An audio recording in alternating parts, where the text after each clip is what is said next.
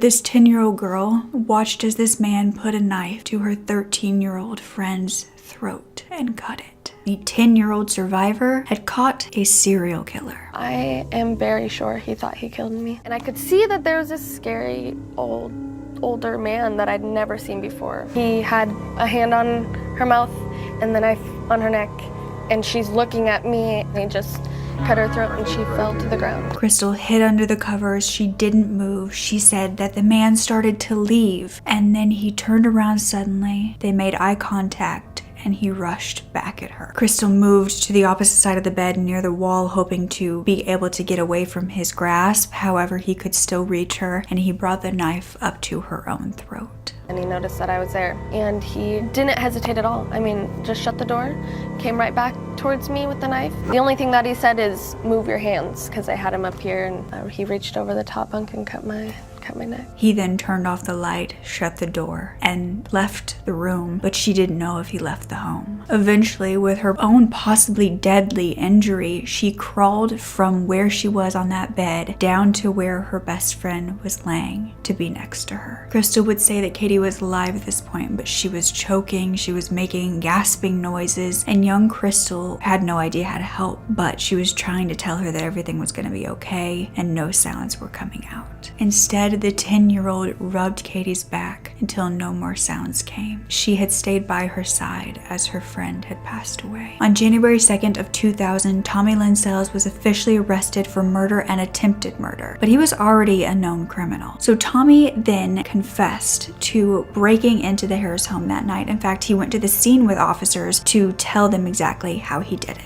Tommy willingly told the police exactly what happened that night. He said the window was accidentally left open. He saw two girls sleeping in the bunk beds, and so he went inside and he headed to Katie on the bottom bunk first. He then cut off her underwear and her bra and tried to assault her, but she jumped back and screamed that he had cut her, and that is when he put his hand over her mouth and slit her throat. He then stabbed her more than 16 times, and then he went back to go after Crystal.